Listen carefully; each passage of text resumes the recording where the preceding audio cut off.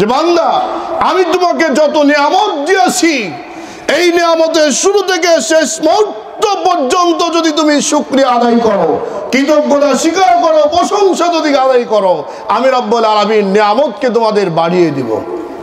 আর যদি নিয়ামতের শুকরিয়া আদায় না করো, প্রশংসা না করো, কৃতজ্ঞতা স্বীকার না করো, আমি আল্লাহ রব্বুল আলামিন নিয়ামত তোমাদের ছিনিয়ে নেব। আজকে কি নিয়ামত আছে বলেন?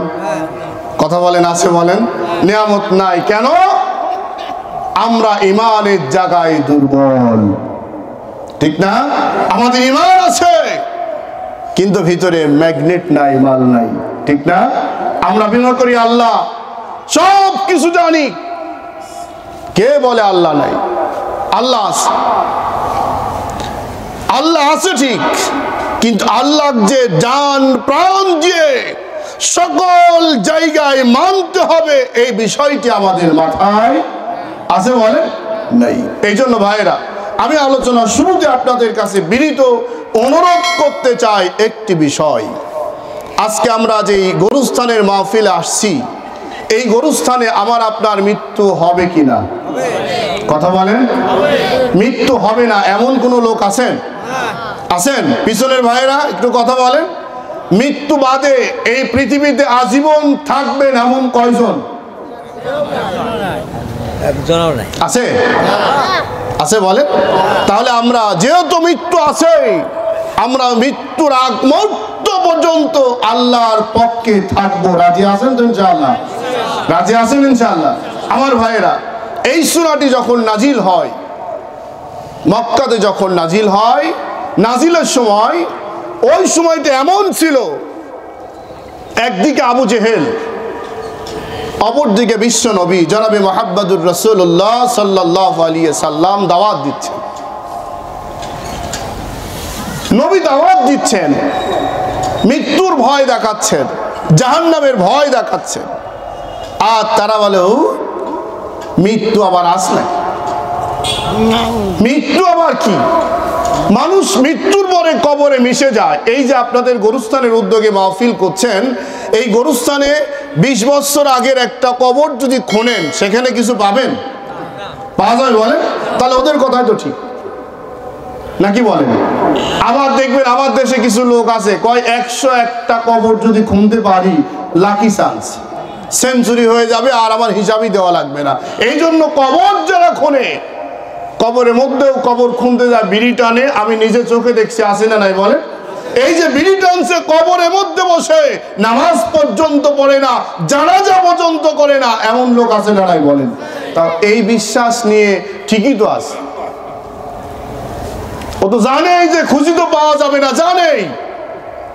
আমাদের কি এরকম বিশ্বাস না মজবুত বিশ্বাস?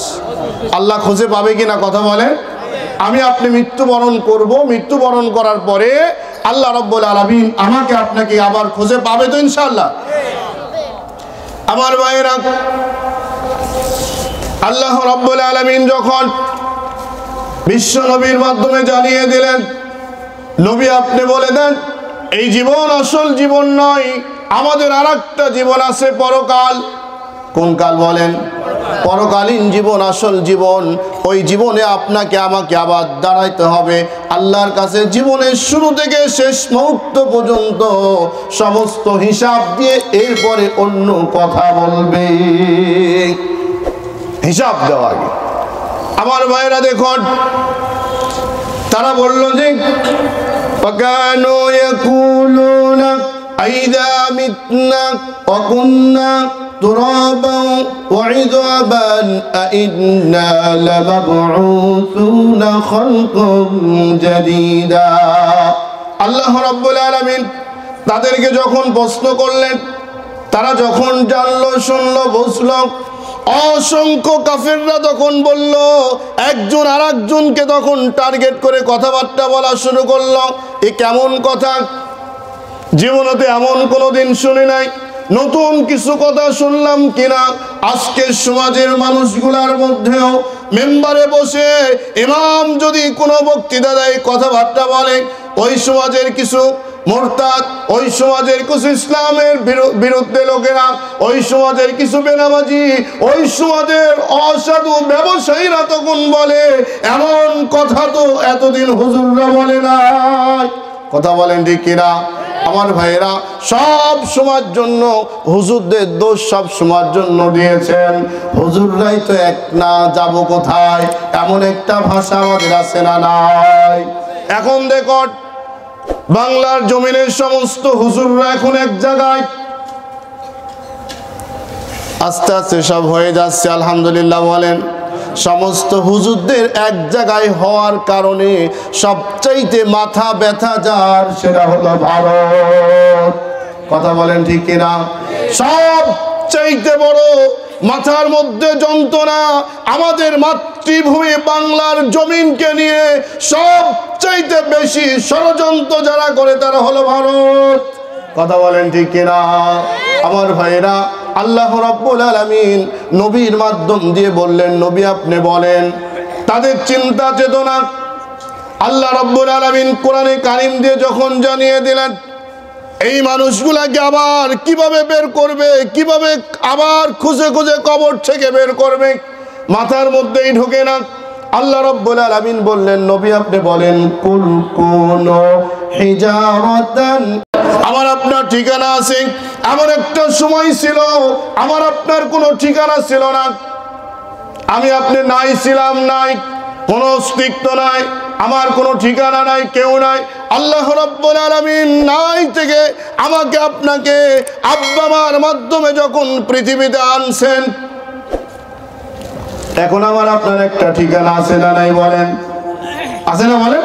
আল্লাহ রাব্বুল আলামিন বলেন, বান্দারে শোনো, আমি যখন তোমাকে নাপাক পানি থেকে, দুর্গন্ধযুক্ত কাদা মাটি থেকে আমি একটা মানুষ তৈরি করলাম, তোমাকে যখন এই মানুষ তৈরি করে রূহ দিলাম, সুন্দর করে একটি মানুষ রূপে যখন পৃথিবীতে পাঠিয়ে দিলাম, এখন তোমার পরিচয় হলো, এখন তোমার ঠিকানা হলো, এখন তুমি মানুষ রূপে স্বীকৃতি প্রদান করলে দুনিয়ার মধ্যে।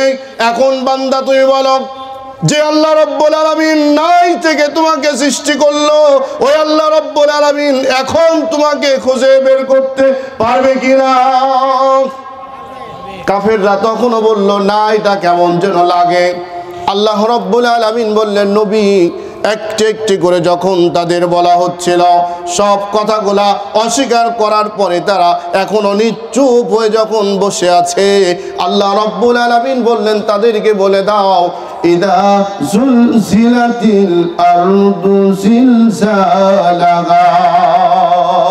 আল্লাহ রাব্বুল আলামিন বললেন, ও নবী আপনি বলেন, এমন একটা সময় চলে আসবে, এমন একটা সময় চলে আসবে, যেই সময়টাই হলো গোটা পৃথিবীটাকে আল্লাহ রাব্বুল আলামিন ভেঙে তছনছ করে দিবে। সমস্ত পৃথিবী যখন শেষ হয়ে যাবে, আল্লাহ রাব্বুল আলামিন মাটিকে ঝাঁকির পর ঝাঁকি দিয়ে উল্টা পাল্টা করে এই মাটির মধ্যে যা কিছু লুকিয়েছিল সবগুলোকে যখন বের করে দিবে। আল্লাহ পারবেন তো বলেন? পারবে তো বলেন? আমার ভাইয়েরা, জটটলিকা তৈরি করেছেন, বাড়ি তৈরি করেছেন, এত রাজপ্রাসাদ মজবুতভাবে তৈরি করলেন, তৈরি করার পরে আপনি চিন্তা করলেন, আরাম আয়েশের মধ্যে থাকার জন্য সিদ্ধান্ত নিলেন, হঠাৎ করে ভূমিকম্প শুরু হয়ে গেল। হয় কিনা বলেন? 30 সেকেন্ড খুব কম, 5 থেকে 10 সেকেন্ড, 15 সেকেন্ড, 1 মিনিট তো কোনোদিনই আপনি মনে হয় দেখছেন কিনা আল্লাহ ভালো জানে। দেখছেন নাকি? এই সামান্য কয়েক সেকেন্ড ভূমিকম্পের মধ্যে সামান্য ঘরটা যখন নড়া শুরু করে দেয়, একটু যখন ভূমিকম্প শুরু হয়ে যায়, আপনি যে এত টাকা খরচ করে এত মজবুত করে যেই প্রাসাদ তৈরি করলেন, ভূমিকম্প যখন শুরু হলো তখন কি আপনি ঘরের মধ্যে ছিলেন নাকি? কথা বলেন, ছিলেন না। কারণটা কি? এই ভূমিকম্পের মাধ্যমে আপনার ঘরটা ভেঙে পড়ে যেতে পারে। কথা বলেন ঠিক কিনা? এমন পর্যায়ে আল্লাহ রাব্বুল আলামিন বলেন, কিয়ামতের দিন আমি রব্বুল আলামিন মাটিকে ঝাঁকির পর ঝাঁকি দিয়ে কম্পন সৃষ্টি করে ভূমিকম্প দিয়ে এই মাটির মধ্যে যা কিছু লুকিয়েছিল সবগুলো যখন আমি আল্লাহ বের করে দিব, এখন বলেন দেখি, আল্লাহ রাব্বুল আলামিন যখন সবগুলাকে বের করে দিবেন, বের করে দেওয়ার পরে পলায়ে থাকার মতো কোনো সুযোগ আছে নাকি? কথা বলেন আমার ভাইরা। দুনিয়ার মধ্যে কোনো কাম করলে, দুনিয়ার মধ্যে কোনো খারাপ কার্যক্রম করলে, দুনিয়ার মধ্যে অপরাধ করলে পাশের দেশে যে পলিয়ে থাকা যায়। কথা বলেন ঠিক কিনা? সমস্ত মানুষকে বিপদগ্রস্ত করে নিজে আরাম আয়েশের মধ্যে ভারতে গিয়ে পালিয়ে থাকার কোনো সুযোগ আছে ওই জায়গায়? আছে নাকি বলেন? সমস্ত পৃথিবী যখন ভেঙে চুরে তছনছ হয়ে যাবে, শেষ হয়ে যাবে, এমন কোনো জায়গা নাই, এমন কোনো জায়গা নাই যেখানে এই স্তূপভাবে একটা জায়গা থাকবে, এমন কোনো সুযোগ সেখানে থাকবে না। সমস্ত জায়গাগুলো যখন ভূমিকম্প দিয়ে তছনছ করে যখন আল্লাহ রাব্বুল আলামিন সবগুলাকে যখন শেষ করে দিবে, আমার আপনার কবর তখন থাকবে নাকি বলেন? থাকবে বলেন? আমার আপনার জায়গাও যখন নষ্ট হয়ে যাবে, আল্লাহ রাব্বুল আলামিন বলেন ওয়া আখরাজাতিল আরদু আসকালাহা, জমিন তখন এই বুকা পৃথিবী জমিনের সমস্ত বোঝাকে যখন বের করে দিবে, জমিনের সমস্ত বোঝাগুলা যখন বেরিয়ে আসবে, জমিনের মধ্যে আর লুকিয়ে থাকার মতো কোনো জিনিস নাই, সবগুলা যখন বেরিয়ে আসবে। এখন বলুন দেখি, আমি আপনি আজ যারা পূর্বপুরুষরাও দুনিয়া থেকে বিদায় নিয়ে চলে গেল, এমন কোন লোক ওই জায়গার মধ্যে লুকিয়ে থাকার এক কিঞ্চিত পরিমাণ সুযোগ তারা পাবে নাকি? পাবে? কথা বলেন, পাবে বলেন আমার ভাইয়েরা। এমন অবস্থায় যখন সৃষ্টি হয়ে যাবে, এমন অবস্থা যখন হবে, এই জমিন সব বোঝাগুলা যখন বের করে দিবে, তখন আল্লাহ রাব্বুল আলামিন বলেন অকালাল ইনসানু মা লাহা, মানুষ তখন বলে উঠবে হায় রে বোকা পৃথিবী, আমরা কোনোদিন কল্পনা করি নাই, কোনোদিন জানি নাই, বুঝি নাই, এই গোটা এই বোকা পৃথিবী আমার বিরুদ্ধে রায় দিবে এটা চিন্তা করি নাই। ভাইরা, এই যে জমিনের উপরে চলাফেরা করছি আমি আপনি, যেই জমিন, এই বোকা স্তব্ধ একটি জায়গা, এই বোকা পৃথিবী আপনার বিরুদ্ধে কথা বলবে, আপনার বিরুদ্ধে অবস্থান দিবে, আপনার বিরুদ্ধে সাক্ষী দিবে, এটা কি এখনো বিশ্বাস করতে পারা যায় বলে? আমরা কি মনে করি বলে? মনে করি না। এই পৃথিবী, এই মাটি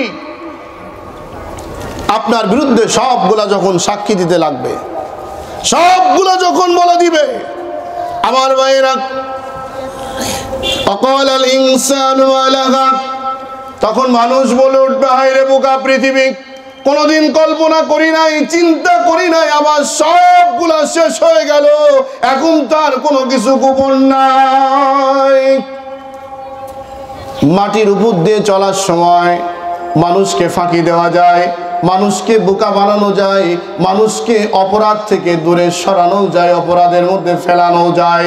কিন্তু বলুন দেখুন, আপনার আমার কার্যক্রম যতগুলা হয়েছে, পৃথিবীর সমস্ত মানুষ যদি না জানে, এই মাটি আপনার সম্পর্কে জানে কিনা?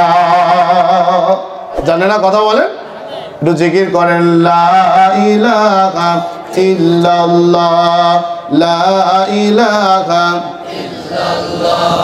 লা ইলাহা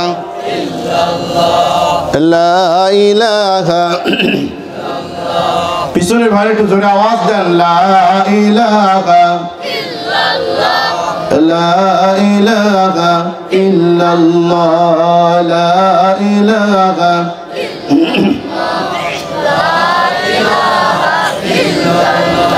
লা ইলাহা ইল্লাল্লাহ, লা ইলাহা ইল্লাল্লাহ, সুবহানাল্লাহ, আলহামদুলিল্লাহ, লা ইলাহা ইল্লাল্লাহ, সুবহানাল্লাহ, আলহামদুলিল্লাহ, লা ইলাহা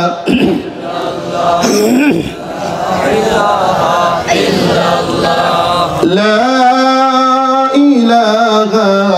ইল্লাল্লাহ, মুহাম্মাদুর রাসূলুল্লাহ সাল্লাল্লাহু। আমার ভাইরা, এবার চিন্তা করুন, তাহলে মানুষ তখন বলে উঠবে, হে আফসোস, এই বুকা পৃথিবী আমার বিরুদ্ধে অবস্থান নেবে। আপনি কল্পনা করেন নাই কোনোদিন ফজরের নামাজের আগ দিয়ে মাঠে চলে গিয়েছেন অনেকেই, কুসুরের ক্ষেত থেকে কুসুরের পাতাগুলা কেটে নিয়ে চলে আসছেন। এমনগুলা গ্রামগঞ্জে হয় কিনা কথা বলেন? অনেক সময়ের জন্য গাছ ভরা ফল ছিল, রাত্রিবেলায় ফলগুলা শেষ হয়েছে। অনেক সময় দেখা যায় রাতের বেলায়, দিনের বেলায় অসংখ্য সময়ের জন্য যত অপরাধগুলা করা হয়েছে, হয় কিনা কথা বলেন? সমস্ত অপরাধ সম্পর্কে দুনিয়ার কোনো মানুষ যদি না জানে, আপনি মানুষের সামনে যত ভালো ছিলেন, মানুষ মনে করতো এর চাইতে আর ভালো কোনো মানুষ নাই, এর চাইতে বড় বুজুর্গ নাই, এর চাইতে বড় আর কেউ নাই। মনে হয় যেন ফেরেশতা সমতুল্য মানুষ। এমন লোক আছে না নাই বলেন? আমার ভাইরা, এই মানুষটার সমস্ত আমলগুলা যখন প্রকাশ করা হবে, আমলগুলা যখন বলে দেওয়া হবে, অকালাল ইনসানু মা লাগা, মানুষ একটি একটি করে সমস্ত আমলগুলা যখন দেখতে পাবে, মানুষগুলা বলবে, হায় রে আফসোস, অবোকা পৃথিবী, এমন কোনোদিন কল্পনা করি নাই, চিন্তা করি নাই। এমন যদি কল্পনা করতাম, এমন যদি চিন্তা করতাম, আল্লাহর ইবাদত বাদ দিয়ে, রসুলের আনুগত্য বাদ দিয়ে, পথ অনুসরণ বাদ দিয়ে জীবনে মানুষ রচিত আইনের পিছনে আর কোনো সময় দৌড়াতাম না। ওই দিনকে আফসোস হবে, চিন্তা হবে, সমস্ত চিন্তা হবে। কিন্তু আল্লাহ রাব্বুল আলামিনের প্রশ্নের সামনে বিআন্না রাব্বাকা আওহা লাগা। আমার ভাইয়েরা, এই জমির একটা মাখলুকাত আল্লাহ রাব্বুল আলামিন তাকেও অর্থে তৈরি করেন নাই, জমিনকে নির্দেশ দিয়েছেন আল্লাহ রাব্বুল আলামিন, ও জমিন, এমন একটি সময় তোমার চলে আসবে, সেই দিনকে তোমার উপরে যা কিছু ছিল সবগুলাকে হিসাব দিতে হবে। হিসাব দেওয়ার জন্য সবগুলা তুমি রেকর্ড করে রাখো। আজকে সেই দিন, আজকে আল্লাহ রাব্বুল আলামিন আমাকে বলেছে, আমার উপরে চলার সময় যা কিছু হয়েছে একটা একটা করে সব হিসাবগুলা দিয়ে দাও।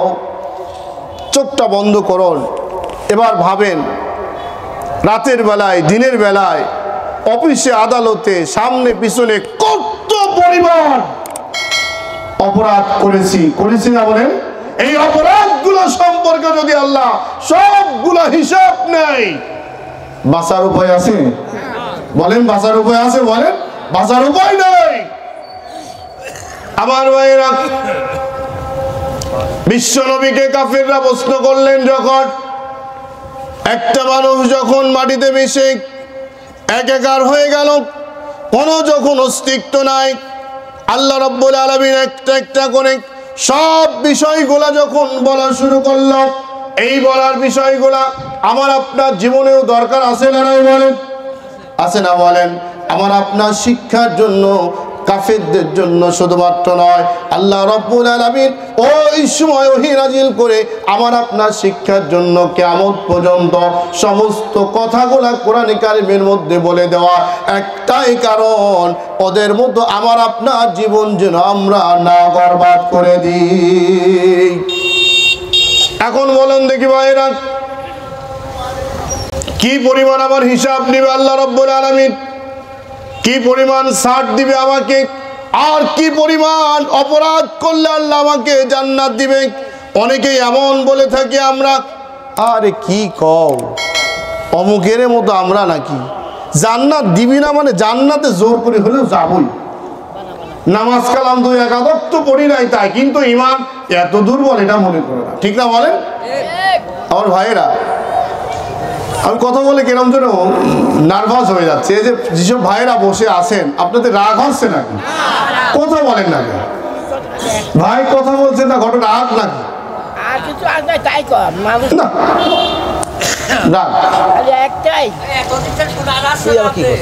ভাই ও তাই না? একটু জোরে জোরে জিকির করেন, লা ইলাহা লা ইলাহা ইল্লাল্লাহ, লা ইলাহা ইল্লাল্লাহ লা ইলাহা লা ইলাহা ইল্লাল্লাহ লা ইলাহা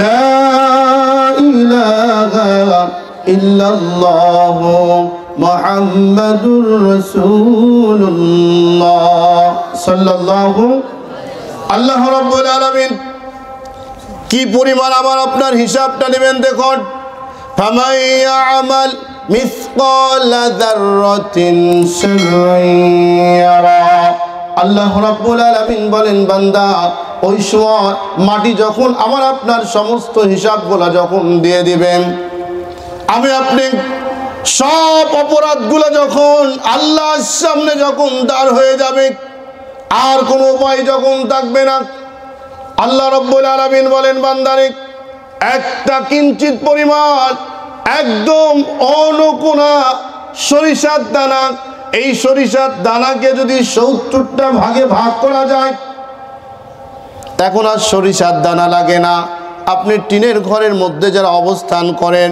টিনের ঘরের মধ্যে দিয়ে দেখবেন ছিদ্র দিয়ে হঠাৎ করে রোদ বের হলো ঘরের মধ্যে তাকিয়ে দেখুন অসংখ্য বালুকণা দেখা যায় কিনা বলেন অসংখ্য বালুকণা কিন্তু হাত দিয়ে যদি ধরতে যান একটা হাতের মুঠার মধ্যেও কিছু পাওয়া যায় বলেন এই পরিমাণ যদি আপনি অপরাধ করেন অথবা যদি সওয়াবের কোনো কাজ করে থাকেন আল্লাহ রাব্বুল আলামিন কোনোটাই ছাড় দিবে না সমস্ত বিষয়গুলা একটা একটা করে যখন হিসাব নেবে বলেন আল্লাহর সামনে এখন দাঁড়িয়ে হিসাব দিয়ে জান্নাতে যাওয়ার মতো ক্ষমতা আমার আপনার এই কলিজার মধ্যে আছে নাকি আছে বলেন আমার ভাইরা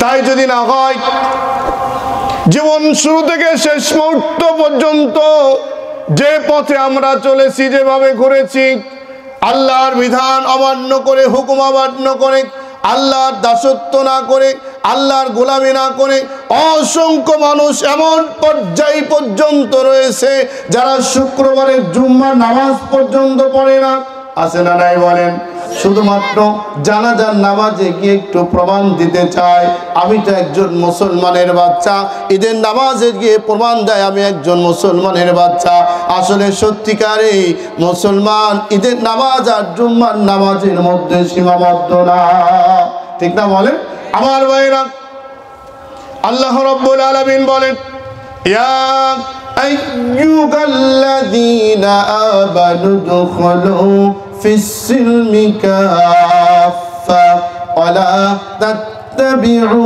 খুতুওয়াতিশ শাইতান ইন্নাহু লাকুম আদুউম মুবিন আল্লাহ রাব্বুল আলামিন ডেকে বলেন ও ঈমানদার তোমরা ভালো করে শুনে নাও আমরা যারা এখানে বসেছি আল্লাহকে বিশ্বাস করি কিনা বলেন আমরা ঈমানদার কিনা ঈমানদার না বলেন আমরা কি বলেন সবাই বলেন আল্লাহ রাব্বুল আলামিন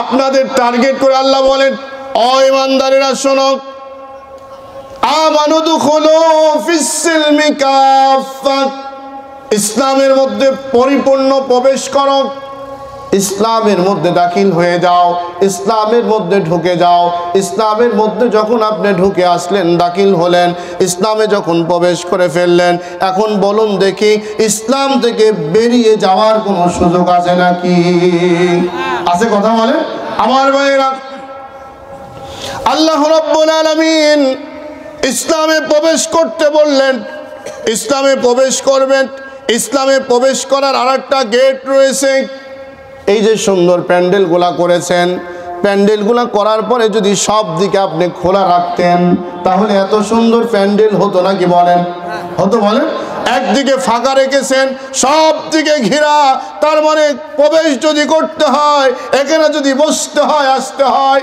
কয় দিক দিয়ে ঢোকা লাগবে বলেন কথা বলেন, একদিক দিয়ে ঢোকা লাগবে। আল্লাহ রাব্বুল আলামিন বললেন, ও ঈমানদার তোমরা শোনো, ইসলামের মধ্যে প্রবেশ করে যাও, পরিপূর্ণ ইসলামে ঢুকে যাও। ইসলামে ঢুকতে যদি হয়, ইসলামে ঢোকার পথ যেটা হলো সেটা হলো আল্লাহ রাব্বুল আলামিন বিশ্ব নবীর মাধ্যমে জানিয়ে দিয়ে বললেন, বলো লা ইলাহা ইল্লাল্লাহু মুহাম্মাদুর রাসূলুল্লাহ। এটা হলো ইসলামে প্রবেশ করার গেট। কি বলেন? গেট দিয়ে যখন প্রবেশ করলেন ইসলামের মধ্যে প্রবেশ করার আগে আপনি স্বীকৃতি প্রদান করলেন, আল্লাহ ব্যতীত কাউকে মানি না, আল্লাহর আইন ছাড়া কারো আইন মানি না, আল্লাহর বিধান ছাড়া কারো বিধান মানি না, আল্লাহর গোলামি ছাড়া কারো গোলামি করি না। এক আল্লাহর গোলামি ব্যতীত আপনার জীবনে আর কারো গোলামি হতে কোনোদিন পারে না। কথা বলেন ঠিক কিনা?